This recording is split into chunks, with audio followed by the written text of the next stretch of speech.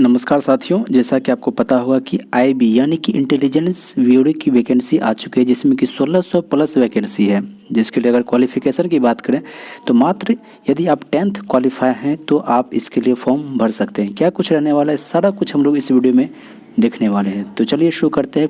यदि आप हमारे चैनल पर पहली बार आए हैं तो हमारे चैनल को लाइक करके सब्सक्राइब करके सपोर्ट जरूर करें। सबसे पहले अगर हम लोग देखें इसमें इम्पोर्टेंट डेट्स की, तो आपका जो नोटिफिकेशन रिलीज हुआ है वो 26 अक्टूबर को हुआ है, लेकिन आपका जो फॉर्म भरने का जो स्टार्ट डेट है वो 5 नवंबर से आपका होगा और लास्ट डेट जो है आपका 25 नवंबर रखा गया है। वहीं अगर फ़ी पेमेंट का लास्ट डेट बात करें तो आपका 29 नवंबर यानी कि लास्ट डेट से के बाद भी आप फ़ी पेमेंट कर सकते हैं, लेकिन आप लास्ट डेट का इंतज़ार ना करें। जितना जल्दी हो आप फॉर्म भर ही दें, पहली दिन ही आप फॉर्म भर के तैयार हो जाए। और एग्ज़ाम डेट अभी कंफर्म नहीं किया गया है, वो भी आपको कंफर्म कर दिया जाएगा। और ये बिल्कुल आपका ऑफिशियल है, यहाँ पर आप देख सकते हैं। और जो भी कुछ ऑनलाइन रजिस्ट्रेशन जो करेंगे वो आपका वेबसाइट दिया हुआ है, यहाँ पर क्लिक करके आप अपने वेबसाइट पर जा कर के वहाँ पर आप रजिस्ट्रेशन कर सकते हैं। लास्ट डेट ध्यान रखिए कि आपका जो है वो 25 नवंबर है, यानी कि हर चीज़ आपका 25 नवंबर तक में कंप्लीट हो जाना चाहिए, चाहे वो आपकी एज हो या फिर सर्टिफिकेट हो, कोई भी चीज़ हो 25 नवंबर तक में आपका सारा कुछ कंप्लीट हो जाना चाहिए।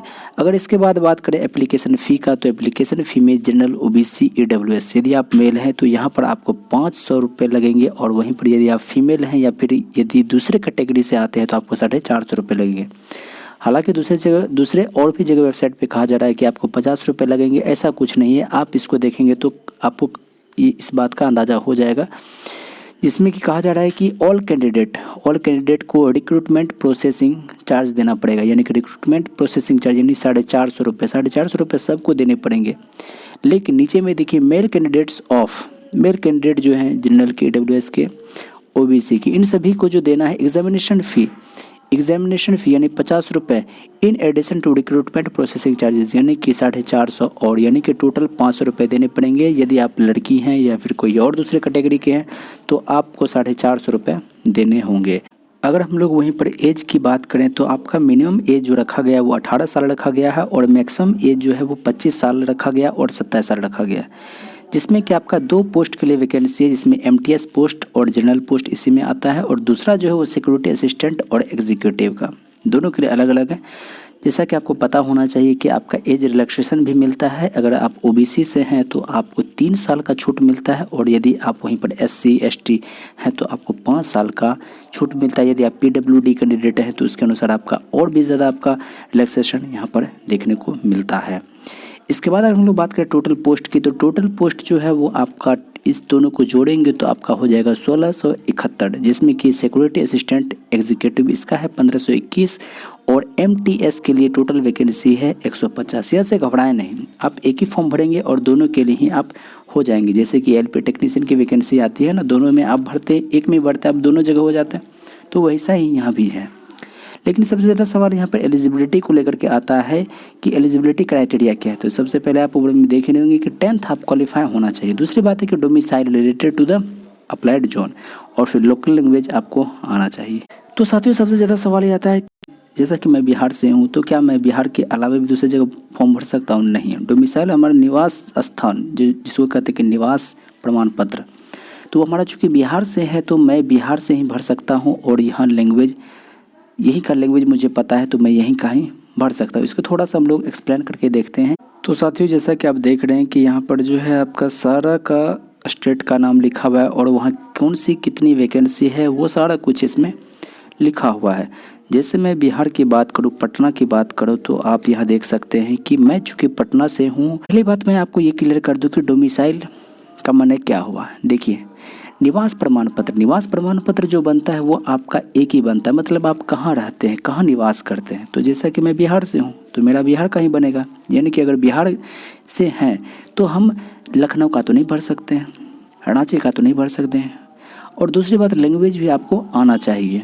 तो साथियों इस बात से बिल्कुल कन्फर्म हो जाएं कि जिस राज्य से हैं, जिस स्टेट से हैं, आप उसी स्टेट के लिए फॉर्म भर सकते हैं, ताकि वहाँ का आपको डोमिसाइल भी होगा और साथ ही साथ वहाँ के लैंग्वेज भी आप बोल पाएंगे।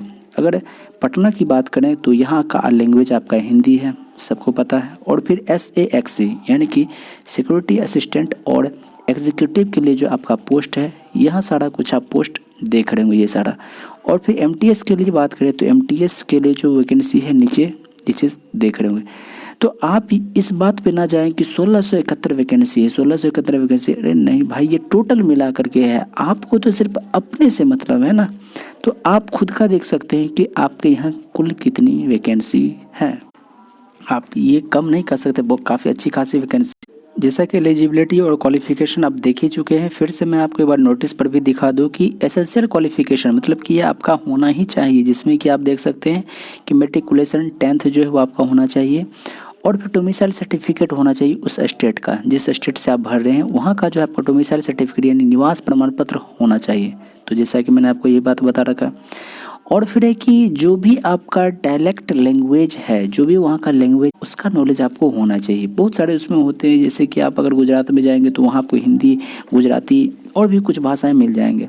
तो यदि आप वहाँ की हिंदी भी जानते हैं तो वहाँ के लिए आप एलिजिबल हैं, तीसरा में आप एलिजिबल हैं। और फिर डिजायरेबल क्वालिफिकेशन जो है ये आपका ज़रूरी नहीं है, फील्ड एक्सपीरियंस होना चाहिए इन इंटेलिजेंस वर्क में। तो ये डिजायरेबल क्वालिफिकेशन है, ऐसा कोई ज़रूरी है नहीं। अगर इसमें टोटल सिलेक्शन प्रोसेस की बात करें, अगर इसमें हम लोग सिलेक्शन प्रोसेस की बात करें तो इसमें आपका सबसे पहला जो होना है वो आपका Tier 1 होना है, जो कि आपका बिल्कुल ऑब्जेक्टिव होगा, ऑनलाइन MCQ होगा, जिसमें नेगेटिव मार्किंग भी आपका होना है। और उसके बाद Tier 2 होगा डिस्क्रिप्टिव, और Tier 2 भी होगा लैंग्वेज टेस्ट। ये दोनों क्वालिफाइंग नेचर का होता है।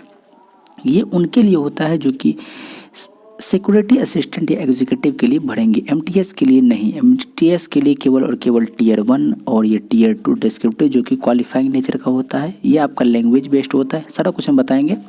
और इसके बाद आपका इंटरव्यू होता है और डॉक्यूमेंट वेरिफिकेशन होता है, और उसके बाद मेडिकल, फिर आपका ज्वाइनिंग लेटर।